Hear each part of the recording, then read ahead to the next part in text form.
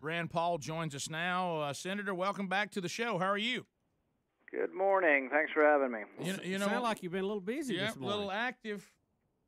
Yeah, they're kind of annoyed with me up here. I think I'm becoming less and less popular in Washington, but I think the reverse is happening when I leave Washington.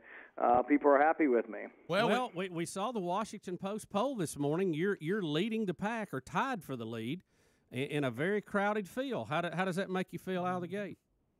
Well, it encourages me because in Washington, like I say, I'm not so popular right now, but when I get outside the Beltway and I get back into America, I think most people don't want President Obama to have all their phone records. They don't trust him. They've seen what he's done with the IRS. They've seen what he's done to churches. They've seen that basically he's not very trustworthy, and I just can't imagine why anybody would want him to be collecting our phone records.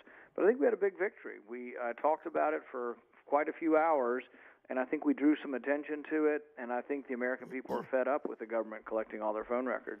Senator, we got to ask you this, though, and we agree. We want our privacy, we want our freedom, but we want to be safe. Is this going to limit our ability? And we've got to admit, since 9/11, we have been fairly successful in protecting the homeland. Is this going to weaken that effort? I think the interesting thing is 3 different groups looked at this. Bipartisan commissions looked at this, and they said, is the bulk collecting all Americans' phone records, making us safer? Did it catch anyone? And they said it didn't. Didn't provide any unique value and didn't catch anybody, but it did invade our privacy. I actually think we need more FBI agents, and I think we need more records of people who we have suspicion for. So, for example, the Boston bomber, I think that there was nothing that would have prevented us from having a traditional warrant with his name on a year or 2 before he did the bombing, because the Russians tipped us off. We should have known that he flew back to Chechnya, but we didn't even know he had gone back to this country to be radicalized because his name was spelled different and the computer didn't pick it up. But I think more human analysts, more FBI agents, but working on suspicion. So the thing I object is not to collecting records. I'm all for collecting the records of potential terrorists. I just don't want to indiscriminately generalize and collect all Americans' records, because then I think we give up our freedom. The thing we say we're fighting to protect, we give up in the process.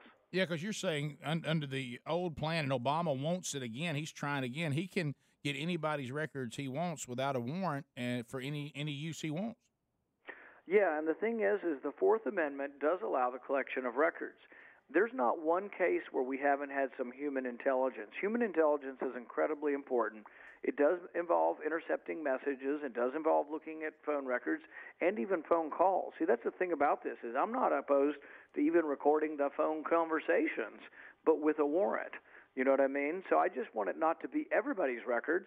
I want to spend more time going after the people we have suspicion for. So instead of making the haystack so large that we get lost in the haystack, right, I want the haystack to be more targeted. Right. But like, for example, one of the recent terrorists that was killed in Garland that went over there to shoot up the cartoonist contest, right, his name was Simpson. We'd already arrested him once for terrorism, and so we knew his name, and I would think that there probably was suspicion and cause to get a warrant from a judge. And so I think what is interesting about this debate is people get confused and think that I don't want to go after terrorists. No, I want to go even more after terrorists, but just less after innocent Americans. So if I'm following you right, and I'd heard this argument before, we're collecting huge amounts of data, but there's no way to process it. Right. Yeah, I read somewhere that we had millions of hours of audio dating all the way back to 2001, and we'd only gotten through 25% of it. So I think we get overwhelmed with data. But for example, if I were the judge and you called me up and you said, this guy, the Russians have given us a tip, and we have to tell you this in secret court, that's fine. Right. But the Russians have given us a tip, and now this boy has gone back to Chechnya and back. We're worried that he's radicalized. Will you give us the permission to look at his records? I would say yes, all of his records, including phone conversations. I would give you the permission to wiretap his phone, and then if he called 100 people and 5 of them live in Yemen and 3 of them live in Pakistan, I'd give you warrants for all of those things. You know, here's the thing is, we have a court in the Philadelphia Eagles Stadium. We can do arraignments for drunken disorderly at a football stadium 24/7. Why can't we have judges that are on call 24/7 to give warrants, real warrants, to go after terrorists? Tell us a little bit about the book. Came out on the 26th, Taking a Stand, Moving Beyond Partisan Politics to unite America. What's the message here? The message is that I'm not stuck by party labels and that I'm a big defender of the Bill of Rights, but sometimes that means that it attracts independents, and people have not thought of themselves as Republicans before. And I think that's what we're going to need to win general election. We have 18 states that Republicans haven't won in 30 years. I talk a lot about criminal justice reform. I was at the south side of Chicago, predominantly African-American section of Chicago last week. I've been to Detroit. I've been to Philadelphia. I'm trying to take the message of liberty and say, you know what? Big government hasn't been the friend to those who live in poverty. The war on poverty is worse.